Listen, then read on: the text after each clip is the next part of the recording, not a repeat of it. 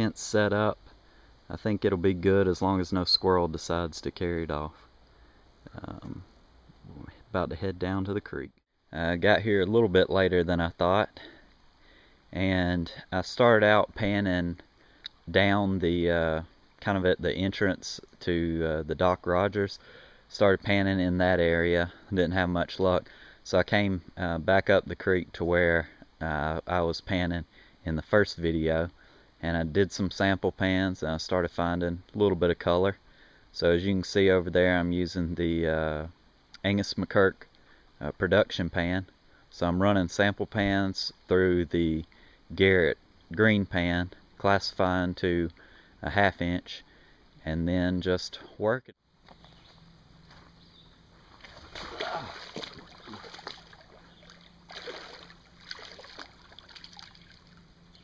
So that water that's rushing through is tumbling the gold around. So this light material, like this kind of stuff, it washes right on down through it, and then it's hitting the clay. So you can see here all this mess in the water is from the clay, and I've clapped. Alright, so it's all in here, and I'm just kind of breaking the clay up a little bit. If I wanted to, I could classify directly in here. It fits perfect.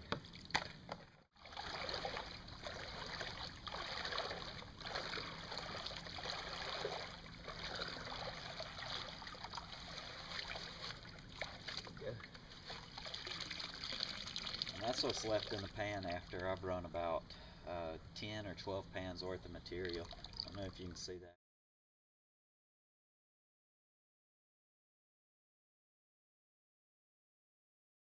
It's bright and early in the morning. You can see the dredge running in the background. Did a quick cleanup from yesterday. A little bit disappointed, but I still found color. So I'm ready to start the day on some private property here on Coker Creek. What I'll do is get down to the bedrock. I'm not sure how deep it is here, but just push it in here.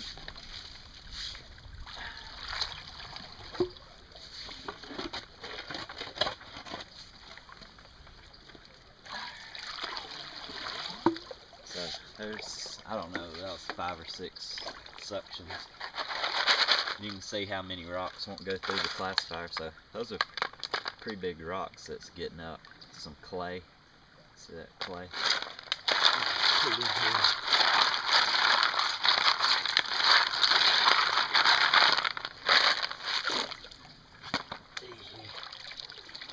Got a pan full of material there.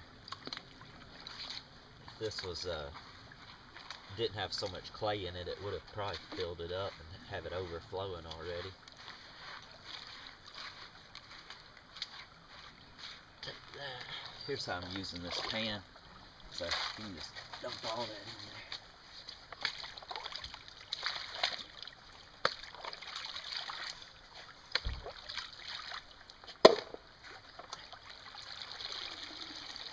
See how much is in there? It could hold twice that much at a time. I don't know if you can see that, but it could definitely hold twice that much.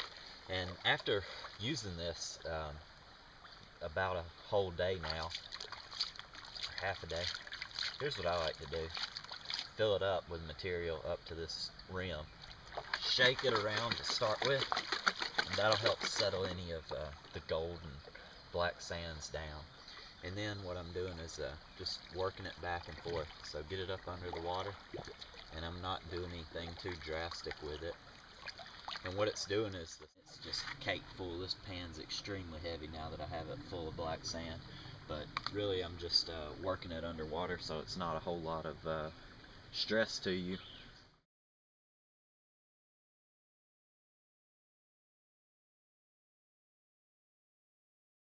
Days like today really show that, even though I didn't have as good a day as I expected mining, it's just the whole experience that I really enjoy. Everyone that I've met so far has been extremely nice, extremely helpful. Even met a few people that watch these videos that I put on YouTube, and that was a really neat experience. I make friends every time I go, and I just love being out in nature. So, alright, it's day 3. I'm out here in no man's land. Seriously, this is the worst place I've ever thought about prospecting. But an older gentleman told me to come out here, and I would call it Coker Swamp instead of Coker Creek. But anyway, I've been digging for about 2 hours, panning out stuff. Most every pan is getting a little bit of color, and it's gradually getting bigger. But I just want to show you these rocks that I just dug up here, one scoop, and see how they're just covered in clay. And that's how you know that you're in an area that hasn't been worked by a dredge, when you hit these rocks that are just clay covered, or at least that's my interpretation anyway. Okay, I'm getting ready to do a cleanup from day 3, and this is the amount of material that was left in the Angus Mackirk production pan after probably working it. I cleaned it out twice that day, and so this is probably after about 3.5–4 hours worth of work. So I'm going to classify it and pan it out and take some pictures and show you what I got.